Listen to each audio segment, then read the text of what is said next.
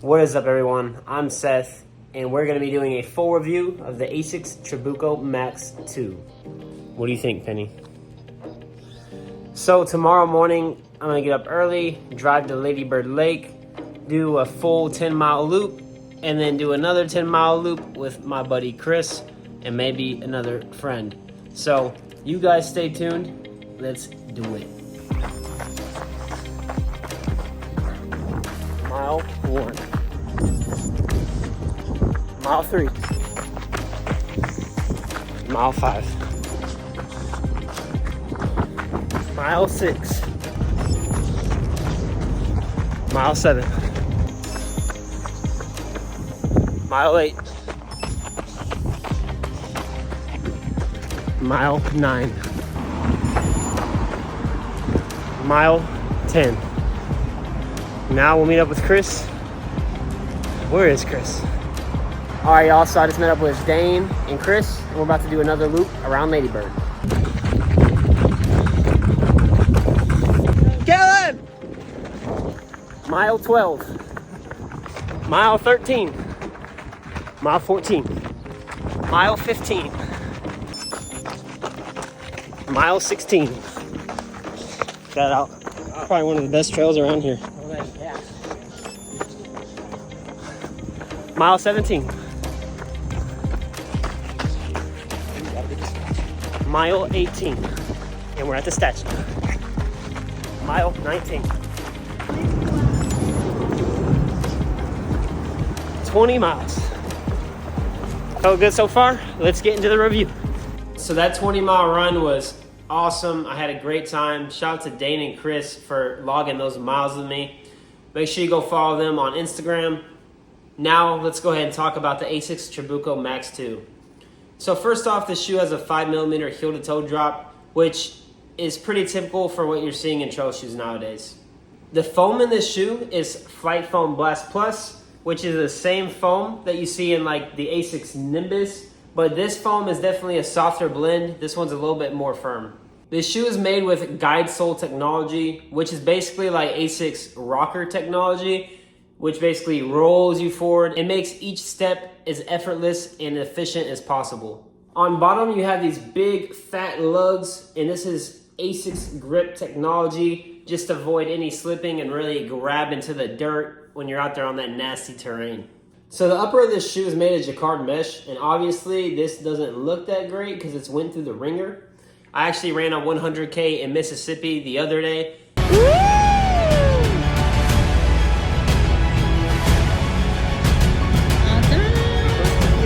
Here's the video right here. Make sure you check that out. But yeah, I mean, this shoe just went through a lot that day and before as well. Anyways, this jacquard mesh isn't anything super special, but it feels nice on the foot.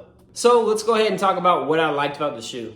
So first off, I love the fit. I felt like it was really grabbing my heel. The instep felt nice and secure, and the toe box was wide enough. I had enough room to splay out my toes, and it wasn't squeezing the heck out of them. The next thing I liked is just the cushion all around. I mean, you have this tongue that's nice and thick, so if you really lock down that lace, it's not gonna feel like you're too restricted. So that felt really good on top of my foot.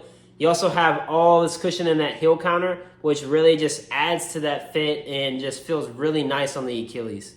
And then of course this Flight Foam Blast Plus, it just feels soft enough, but responsive enough to take that impact and just keep you moving forward at a decent pace, but also not being too hard on the legs and hips.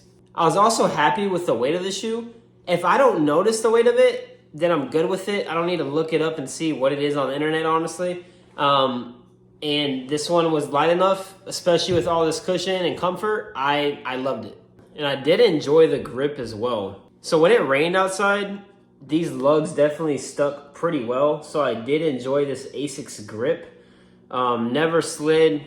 Most shoes, if it gets too nasty out there, it is gonna pick up mud. And I think this one did a pretty good job of keeping it off the shoe for those nasty conditions. So yeah, that's what I liked about the shoe. Now let's go ahead and talk about what I didn't like. So the first thing I didn't like was these laces. So, I mean, I definitely took these shoes through some rough terrain while hiking and hunting.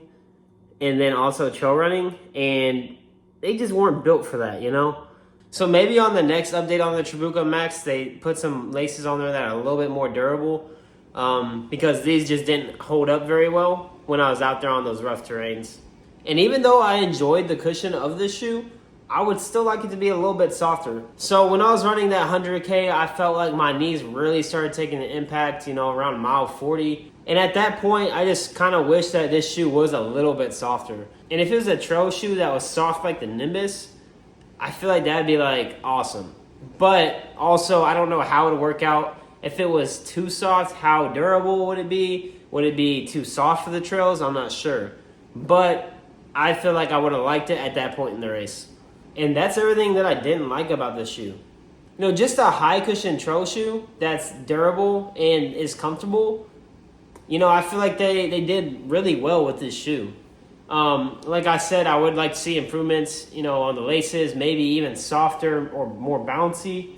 But that's really the only things that I wouldn't like about it, and are really just improvements more than negatives. So I like this shoe, and I'll give it an 8 out of 10.